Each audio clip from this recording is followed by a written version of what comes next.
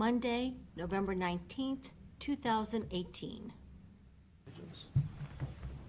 I pledge allegiance to the flag of the United States of America and to the republic for which it stands, one nation, under God, indivisible, with liberty and justice for all.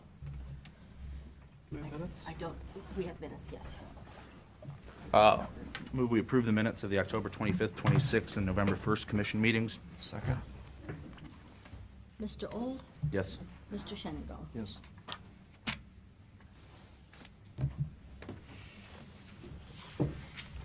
Pete? Okay.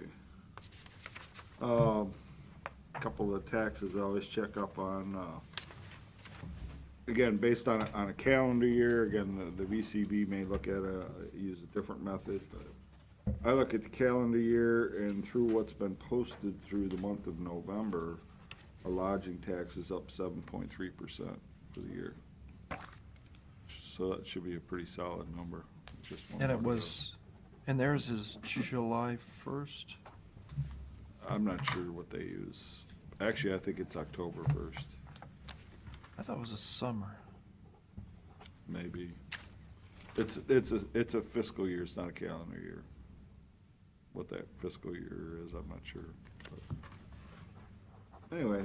So we've been seeing 7 point some percent for a long time now, so it's safe to say. It's been, actually, it was up early in the year, almost 13% at one point, but. That was timing though, right? Yeah, well, kinda. But it's been hanging around between 6 and 7 most of the year. But, you know, what's got posted in November is for the last quarter, well, for the third quarter, if you will. Again, they're good numbers. Sales tax, you know, if you haven't looked in your basket, got those numbers, year over year for the month of, well, posted in November, but it's for August sales, that was up almost 6% from the previous November. So that's a good number. Again, I kind of look at this variance number, which takes into account the whole year as you go along, and not just taking the whole year and divide it by 12 months and looking at that number. Because again, you know, numbers that fluctuate. Obviously, this, you know, summer numbers are much better than earlier in the year numbers. As far as part of the budget, we're 0.2% behind where we should be. If that holds true for the year, then it's right on the number we used in the forecast. And that, what's that say, actual collection less MCO plus 1.5%? What does that mean? That's how we put the budget together. So we took 2017's numbers less what the MCO collections were, and then added 1.5% to it. And but we did get part of the MCO collection, right? Well, we got some separate funding for the state. We got guaranteed, so I think at $307,000, and then because the state fiscal year had a surplus, they distributed another $30 million to all the counties. Our share of that was roughly $93,000. That's not in here. No, neither of those numbers are in here. Okay. You know, we had to put that in a special fund, and then we can move it Mm-hmm. around. We moved the initial guarantee that we got. We've already moved that into the general fund this year. And then as And far this as, is the last year for that. What's that? That was a one-time shot. That was a one-time shot, right? Yeah. And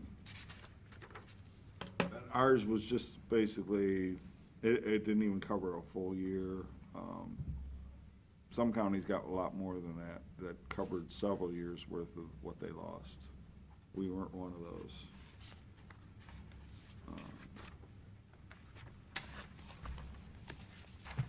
And you also should have gotten a report from Job and Family Services, the boarding report. You know, this is kind of a new thing we put together this year. Yeah, I'm looking at it. Again, we're doing a little better than what was expected, which is. Doing a lot better. 334. Yeah, according to this, yeah. Mhm.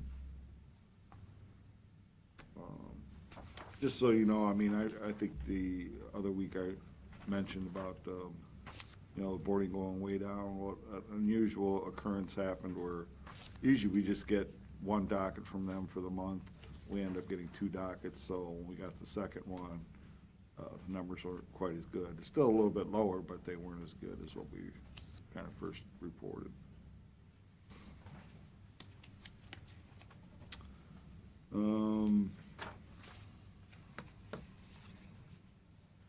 You know, I already kind of mentioned the, you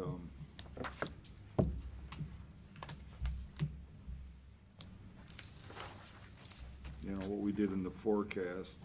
There's a few things in there, some of the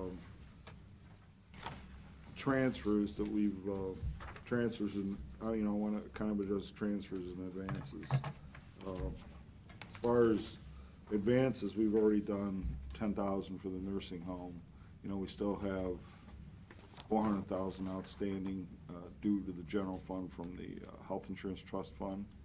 And again, to keep that accrual on the books, we should make a collection of that this year. 10,000. Every year. I worked in 50,000 into the forecast.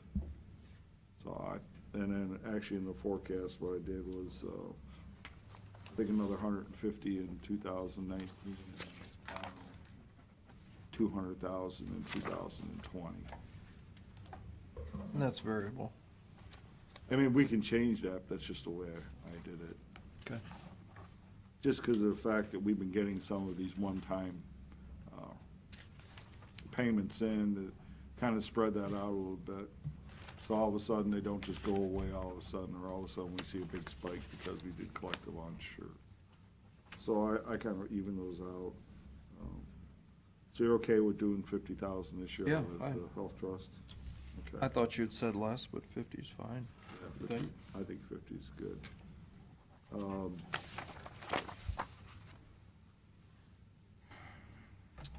Also, you know, I mentioned again that managed care organization, the last piece we got, I worked that into 2019's forecast, which again, that's the 93,000 bucks. So you're okay with leaving it where it's at? In 19? Yeah, 2019. Mhm. You know, do you want to move it this year or next year? No, I'd say next year. Next year's fine, okay. You think? And then also, again, taking a look what we're doing for this year, based on where we could land, you know, we've been, the last several years, we've been taking some of the, you know, what would have normally been a bigger surplus and moving those into reserve funds because, you know, we've always got needs for capital. You know, we've usually got needs for the compensated absences fund, again, to get that build up for the 27th pay period in 2027. I had put in 100,000 of that for this year, $200,000 into the reserve for IT, and then $1,375,000 for the capital. So when, you know, basically about 3 or 4 weeks from now, we'll take a look and see where we really think we're gonna land, but you're okay with that kind of allocation, those kind of numbers? Okay. I know Gary's putting together, which I gotta get with him, a Long-term capital. plan. long-term, yeah, like a maintenance schedule, or where he thinks. Yeah, I talked to him, he said he'd probably have it done early next week. So, yeah, you might want to get a hold of him. One other item I know Matt and I have been talking about this is looking at Christmas Eve this year. You know, it kind of, it falls on Monday. For the most part, usually what we're doing is, we're always open on Christmas Eve, New Year's Eve. As far as staffing goes, usually what we try to do is, especially we've got a lot of smaller offices that, half the staff will take a vacation on one of them, and the next one, the other half of the staff does it. So, at least leave, one or two people around in each office, which has worked out okay. I can tell you that, we have our County Administrators Association, we'll throw out different things throughout the year, and I want to say this is probably 3, 4, 5, even 5 months ago. The question was thrown out there, hey, are you guys going to be closing for Christmas Eve this year because of the weird way it falls? And the majority of the counties that responded, most of them were going to close. There were a few that said, no, we're going to be open like we normally are. I know one of the issues, or the things that come up is, okay, what is it going to cost us? I know in the past, that was an issue with some of the unions. If you close the building, you got to pay extra. I know the Sheriff's Department has made a provision in the last contract where it only applies to the staff that's on that shift, which again, for us and for them, would be like their first shift, doesn't affect their other shifts. I don't know if you want to see that, Steve. So I had Nancy look at this, and of course, the way she's got it framed is for, looking at this as a holiday. I think whether it's a holiday or closing, I think it pretty much has the same effect.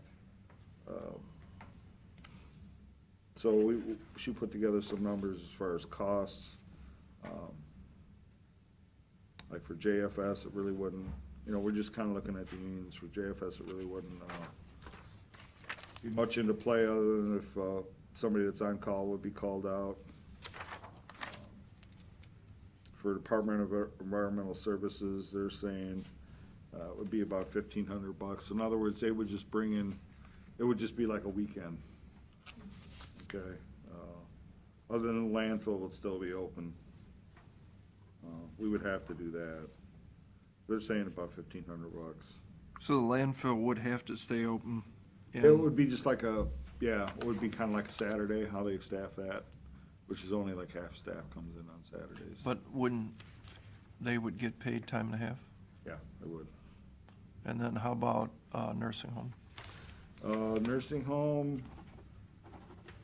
now this would kind of depend. They're saying, they're looking at this is that all their full-time management staff basically came in, and it'd be about $2,400 to them. Excuse me, but we used to have it where Christmas Eve and New Year's Eve was one of our holidays. We traded holidays. Right, back exactly. then. Yeah, exactly. Yeah. This is more like a closing as opposed to a holiday. Mm-hmm. So I'm not sure if, say there's what, 3 or 4 people in the office, whether they be in or not. Then again, the engineer would only be if they actually had people that had to come back into work. Then I did some calculations on the sheriff, because again, we did a closing, would affect his first shift, about $6,200 is what I came up with. So if we close, so I get this straight, Ed here wouldn't come in. Right. Would Ed get paid? Yeah.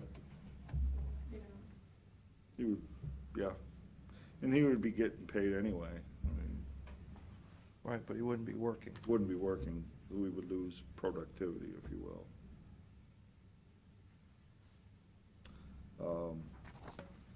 The other thing is if I'm a, say, elected official, say the courthouse office building, but I'm not closing my office, then our facilities guys would have to come in.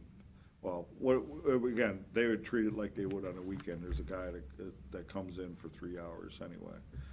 The only additional piece would be, they'd have to have that same guy come back in later in the day and lock up some of the buildings. 'Cause, again, they would treat it like they would on a weekend. There's a guy that comes in for 3 hours anyway. The only additional piece would be, they'd have to have that same guy come back in later in the day and lock up some of the buildings. 'Cause, again, they would treat it like they would on a weekend. There's a guy that comes in for 3 hours anyway. The only additional piece would be, which is, say, another hour. And the reason you didn't want to take a vacation day is, Oh, we could still do that. but In other words, you we can't. still leave everybody, all the offices open. I mean, and traditionally, I will say, quite a few of the offices, the elected officials, they will either close the whole day or a half a day on Christmas Eve anyway. How do they do it? That's their call, it's their operation. But I mean, generally, what do? Do they just say go home Yeah, just say go home, and don't take a vacation day? right? Mhm. I would look at this as just a one-time deal, just because of the way it falls.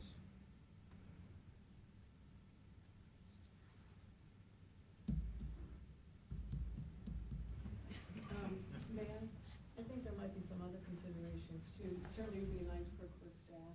Certainly would be a nice perk for the custodial staff who usually work, evenings, they work 1 to 9 or 3 to 11, and there's one group that actually works, like till midnight, 4 to midnight, and that's with them coming in earlier. And we also have like overhead lighting, so we're gonna shut down Saturday and Sunday, shut everything down, open Monday, and then close again Tuesday, so you have some overhead costs. You also have a lot of staff work with vendors and other offices and so forth, and most likely all of those are gonna be closed. Yeah, I mean, so you're gonna- traditionally, Christmas and New Year's Eve days are Very- extremely slow. There's not Yeah. there's not much going on as far as the public come in and So you're gonna have wanting staff services. trying to be productive, but then wishing they were home, because spouses, if we're working, are most likely off, and the family's home. So it's an opportunity perhaps this year to say thank you to staff, had a good year. And then they have 4 days off, and they're gonna come back happier and healthier and more productive.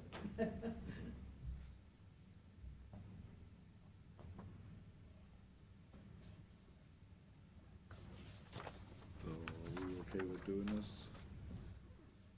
I mean, I would think that, if we made this decision for our staff, that the other elected officials, I'm sure, will go along with it.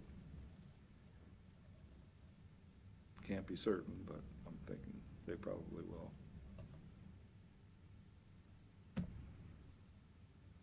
Steve, what do you think?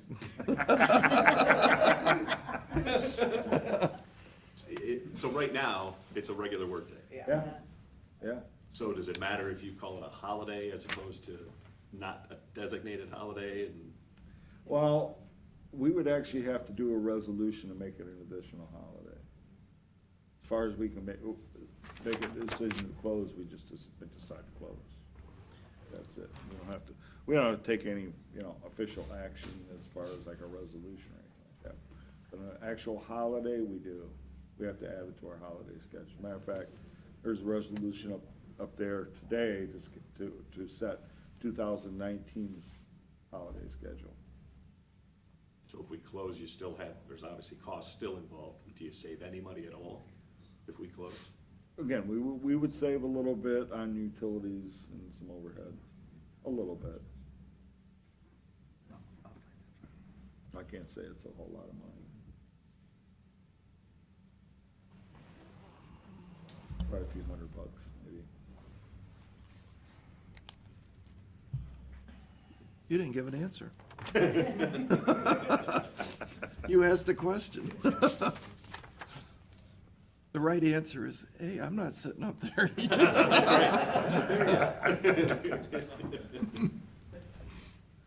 I would lean toward closing for the day, specifically just for this year because of the Monday, Tuesday situation. Right.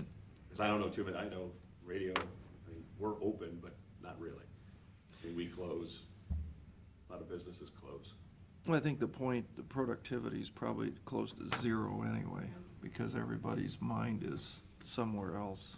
Yeah. To a point, there are a few people that like, hey, this is great, I can get a whole bunch of stuff Yeah, done it's today. nice. Nobody's bothering me, That would be only you, Pete.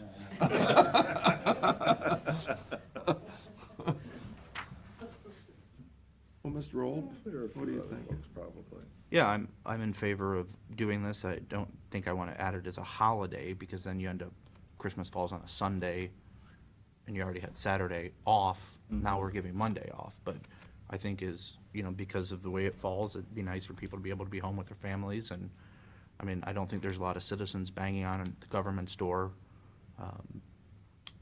to get anything on that day, and this place is a ghost town regardless. So I think it's a nice thing for our staff to let them get their last minute Christmas stuff going and Tax dollars. cook and all that. Go out shopping, yeah. That will be me. If you ever want to see like 1,000 men gathered in one place, go to the Sandusky Mall on Christmas Eve when me and everyone else is going, it's tomorrow, we gotta go. Yeah. Yeah, or the jewelry stores. Yeah, filled with men. What can I buy? All right, well, what do you need from us? So it's unanimous? Yeah? Just vote down. I imagine a motion would do it, right? Yep. So moved. Second. Mr. Old? Yes. Mr. Shenigal? Yes. Okay, thank you very much. That's all I've got. I think, Ed, you're up next. Pete, I have a question about this JFS position. Uh-huh, Is this a new position? it is. But it's a temporary new position? Temporary new position. For what?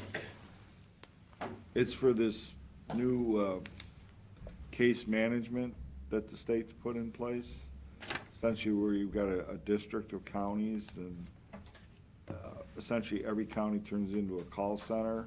Yeah. And they rotate amongst the different counties when each one of them has got the responsibility for taking calls. And Yeah. to be honest with you, in my opinion, another bad decision by Columbus. I just don't see, I don't see where the value is in it, to be honest with you. I But- don't disagree. But this is what they do. So this person is gonna come in and answer phones, or what are they doing? No, they're gonna be essentially the supervisor on those days when, and those times when we're the call center for the entire district. This is paid for by them, Yeah, it is, Paid for by who? state. state. And this person is gonna go away in 6 months? 6 months to a year, yeah. Be interesting to see if that really happens, or if just the funding goes away and the position stays. Well, it's a part-time, Right, but but, that's happened before. correct. It's basically what Karen is telling me is that it's the normal supervisor who is overseeing this is just being swamped with it right now. And not able to. Are all the other counties getting part-time people from the state to oversee this? I don't know. I do not know that.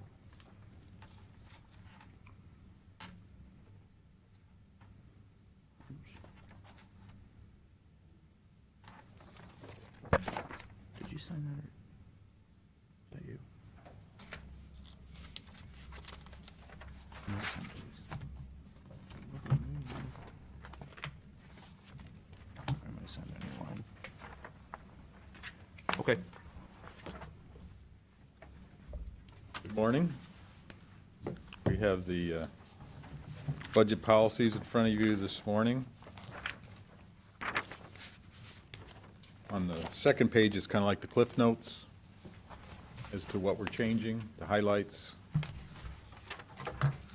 Unless you're pressed for time, we'll go through the pages individually and kind of use a little bit of the time Carolyn allocated for us. Go for it. Most of what we give you this morning deals with the expense side. There is a brief section that addresses revenues, and of course, we encourage departments to, maximize what they can give us in terms of their receipts. We're not planning any tax changes or increases. The next section, we start getting into the expenses. Of course, throughout, all the dates are changing, new year. We move some of the dates around. Like, for instance, last year, we were officially supposed to start entertaining budget work sessions on December 4th. We're moving it up this year. We're just gonna get it done quicker, we hope.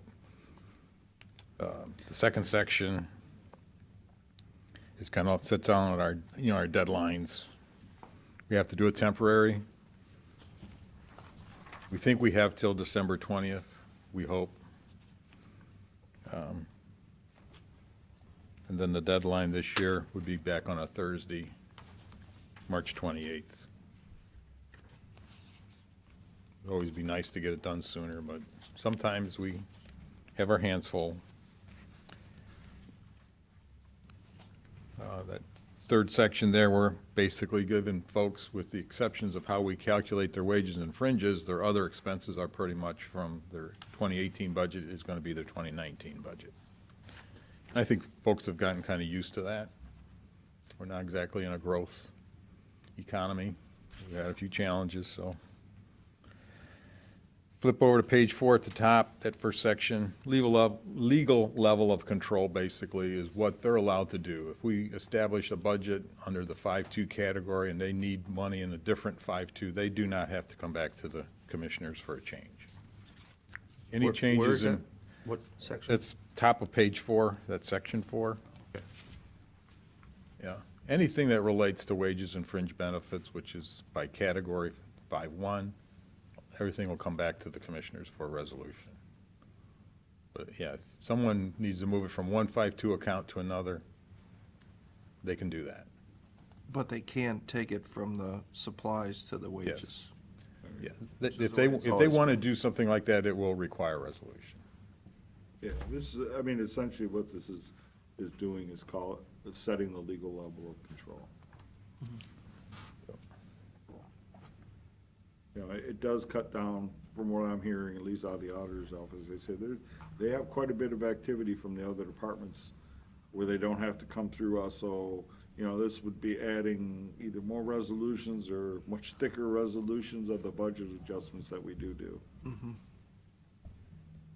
And as long as they're living within our budgeted amount, Yeah. it doesn't really matter to us much what, No, but when they want to adjust pay, right. that becomes a real legacy Yep. cost. Mhm. Okay. And there's no change, that's last year's, Right. Correct. same language.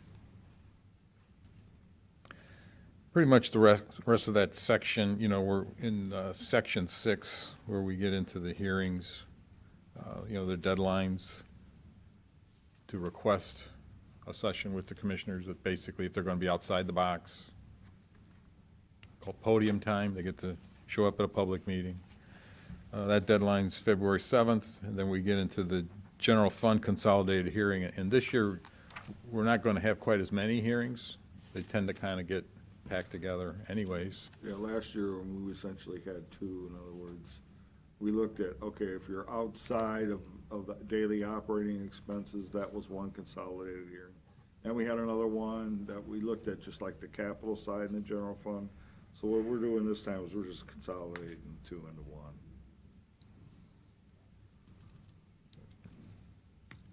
Because it just seemed to be like last year, we just kept going over the same things for 2 different consolidated hearings, so let's just try to get it over. Anything outside the general fund in one Yeah. capital, whatever.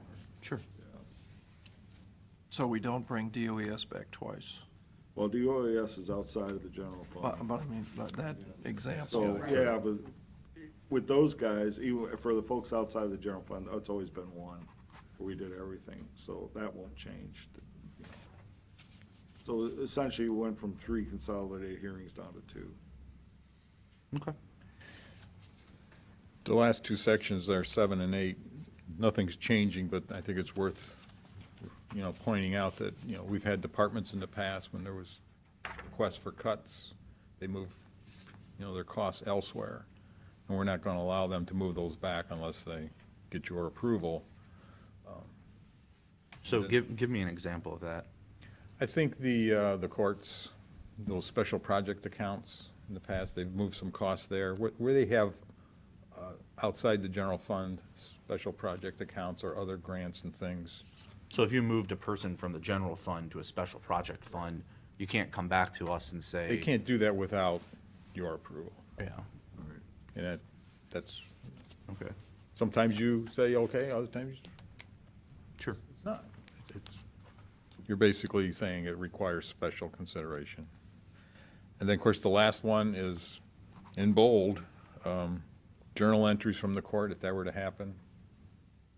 We're not going to increase the total budget. We would end up, everyone would give up a little bit to keep things where we want them to be. So.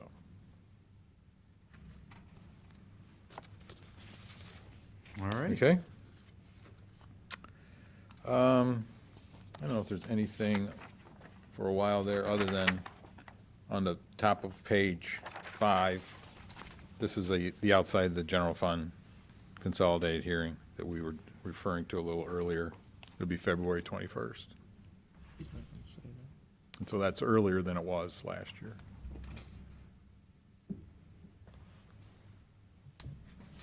You okay?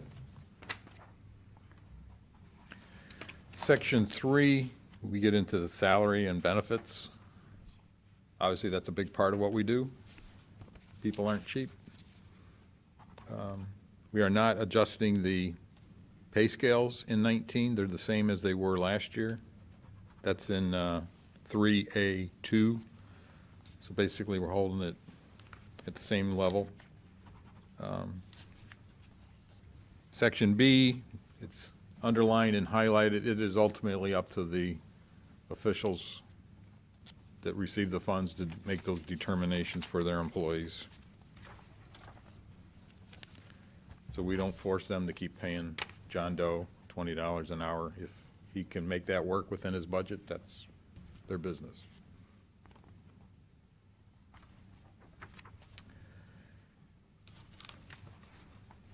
There are no really other changes other than a date change on page 6. A lot of things start happening on page 7. Before we talk about part F, are we going to discuss that in executive session? No, we don't. Oh, I thought we were.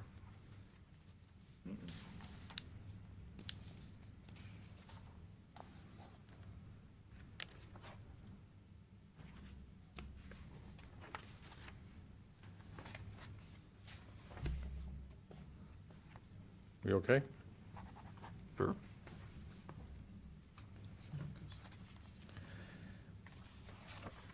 Go ahead. Basically, in section F, the 2019 salary appropriations are basically the same as last year's for the rates. What was last year? What was last year? Yeah. Depends. It's one of those things we get to calculate. No, the rate increase last year. But last, 18 was bonuses. We did adjust the pay scales by 2%, but that did not automatically mean someone received a pay increase.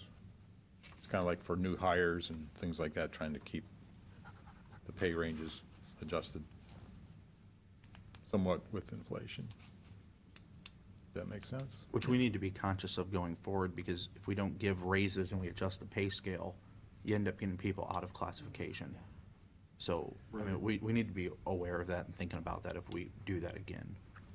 Mm-hmm. Because it has caused a few issues that have popped up. Yeah, that's why we're taking a break Yeah, this year. yeah.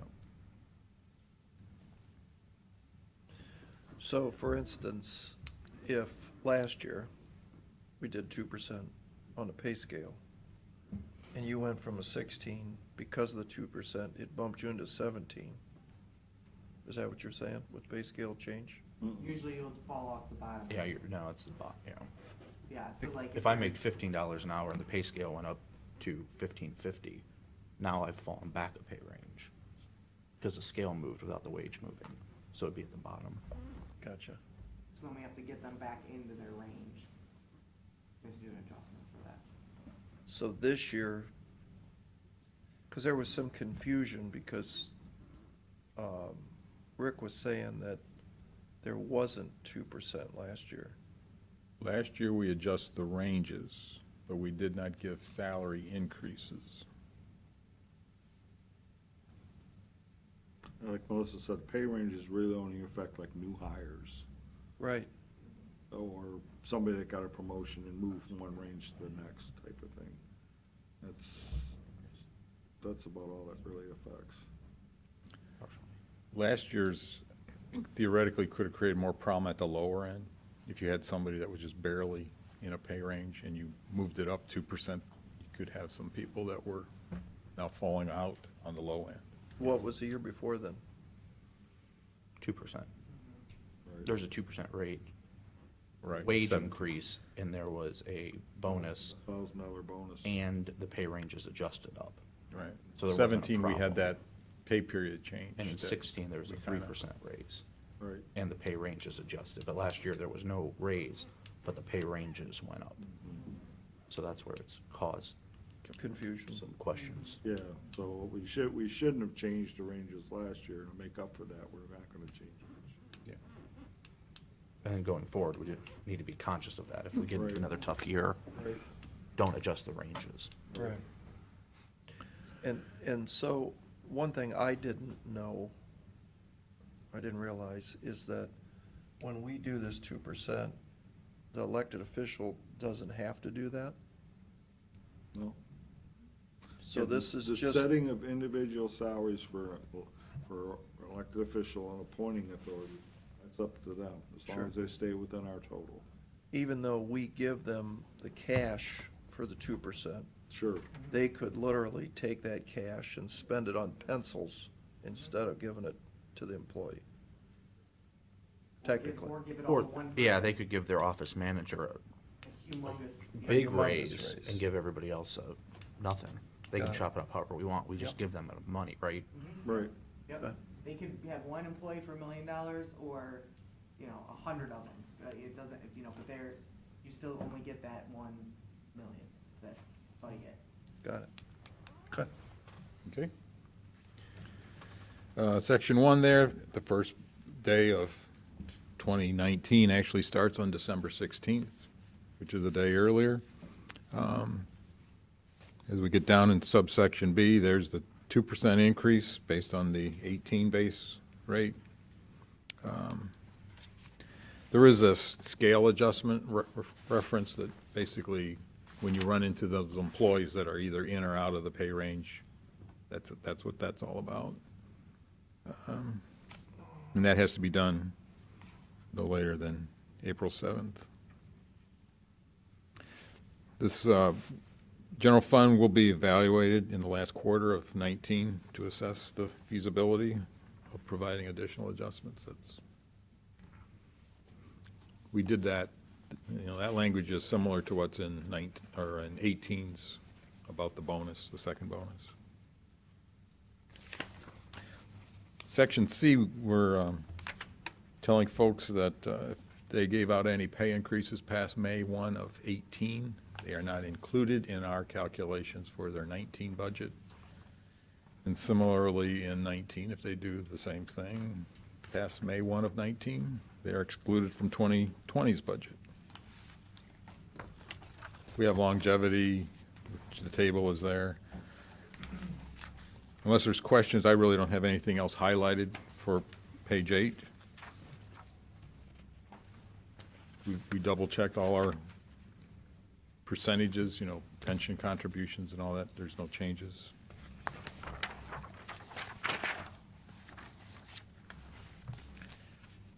Top of page 9, just kind of people seem to forget it, but in workers' comp, that's section 2. Not only is it like an across-the-board percentage, but also experience comes into play. So if people have claims, it is part of how we factor their net cost for workers' comp. So some people do not like that, but I think that's fair to, Yeah, we've been doing this Everyone. for a long time. they seem to forget it. I'm going to jump down to number 4. The last full paragraph there, in January of 19, there will be an employer contribution for the high deductible plan, HSA. That is something that's been in the policies in the past, was out of the policies for a while, and this is in for a 1 year. In general, our health insurance without that is the same as it was. The only thing that's changing on health insurance, if you jump over to page 10, is the spousal inclusion. It is no longer offered to new hires, but for those folks that were hired before, I think January of 17. Am I right, Nancy? That's correct. And it's been going up. It's one of those things that when we do comparisons with other folks in similar situations, that employers want their spouses, if they're eligible for insurance, to take their employer-provided insurance. We have some folks that like to, in spite of this increase, continue to do it.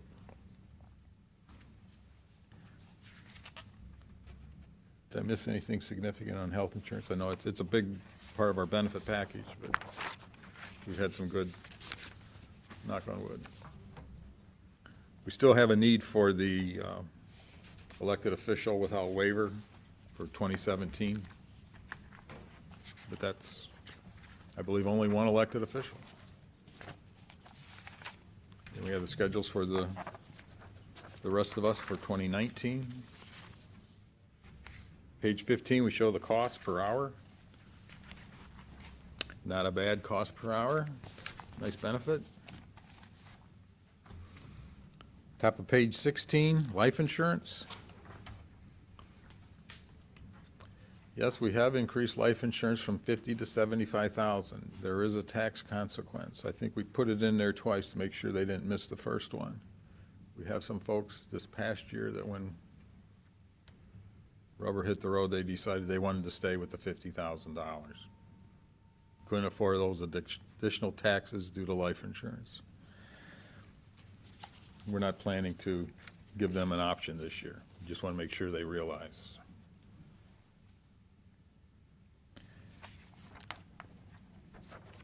The next time I've got a change is on page 17 under purchasing guidelines. The project limits in there as of January 1.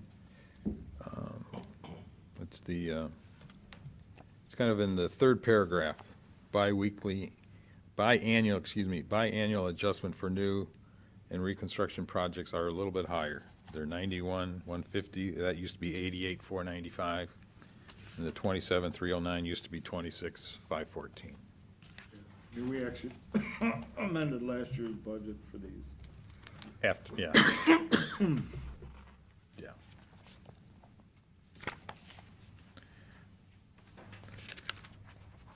The, on page 18, travel, it's on the front summary of changes. We updated those references for when the board has made resolution changes to make sure it included everything. I think the main thing we're trying to communicate to people is if there is not a county vehicle available and they're traveling, they need to document that. Provide verification that in fact there was nothing available. We're staying at 45 cents a mile. That's our rate. It's not the IRS rate.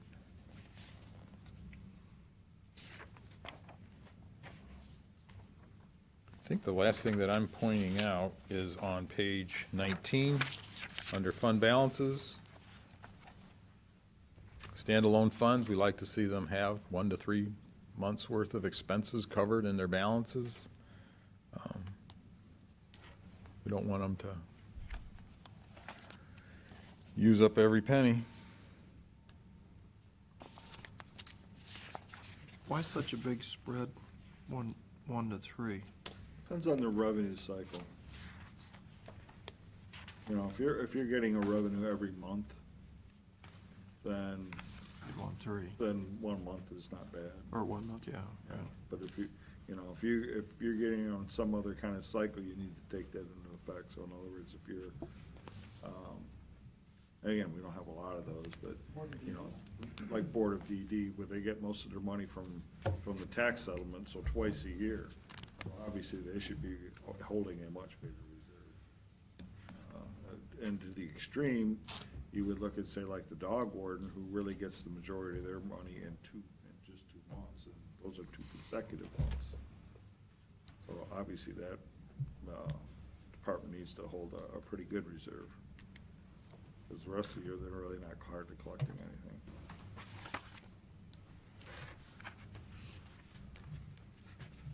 Did the board have any questions on anything we didn't talk about?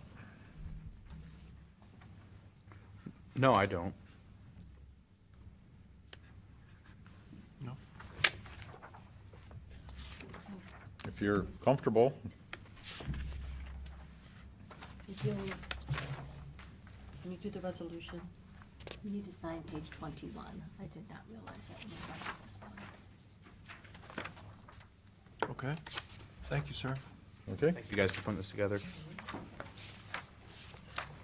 So are you gonna start budget hearing, or with, meeting with the elected officials and, We already have one scheduled.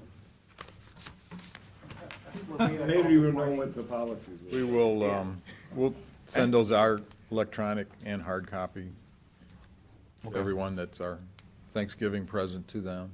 I'm sure they appreciate it. And then we'll roll up our sleeves and start having a good time. Good. Well, thank you for coming up. Good. Have fun.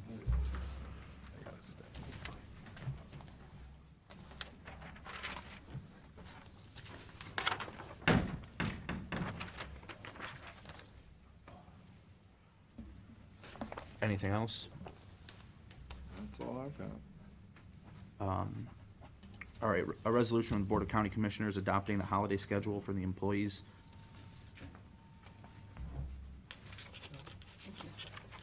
Second. Mr. Old? Yes. Mr. Shenigo? Resolution from the Board of County Commissioners of Erie County for establishing budgetary policies and guidelines for 2019.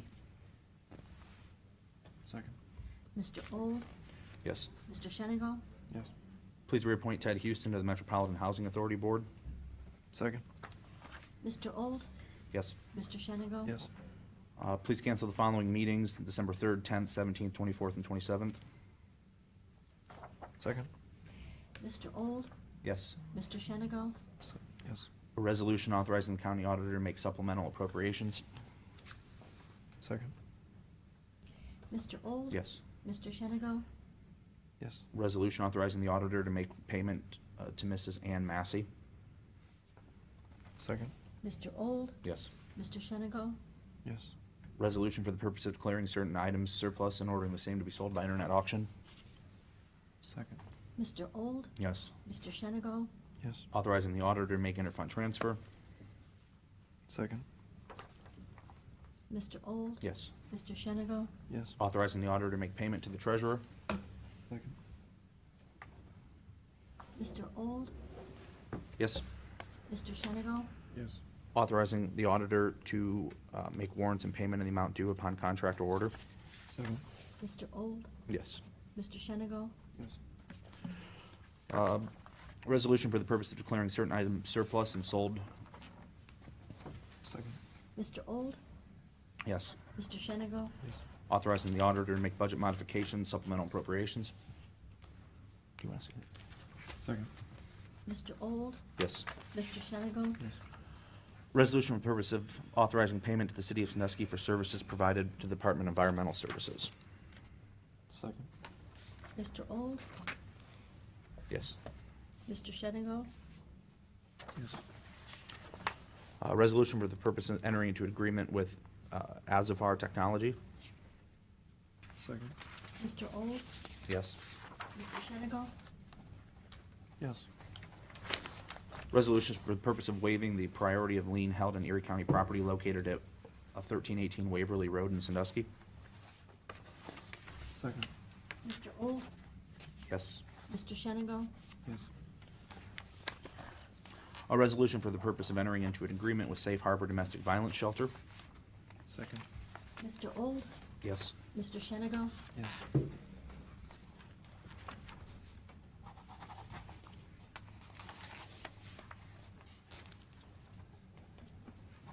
Resolution authorizing the county auditor to make payment to the Erie County Treasurer.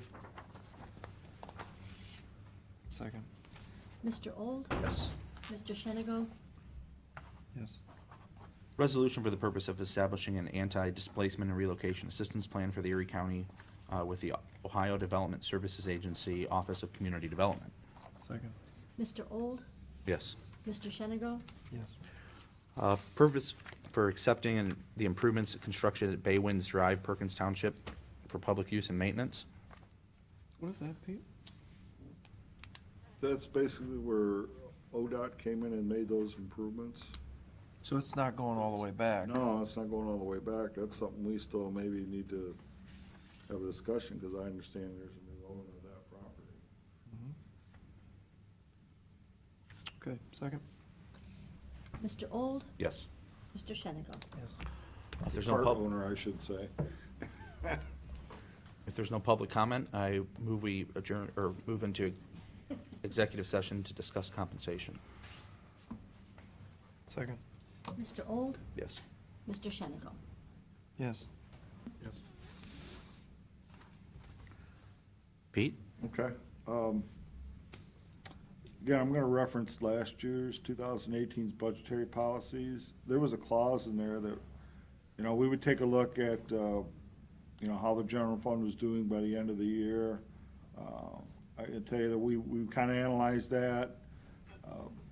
One piece that we're really aware of is the workers' comp program. All the departments have done a great job with that.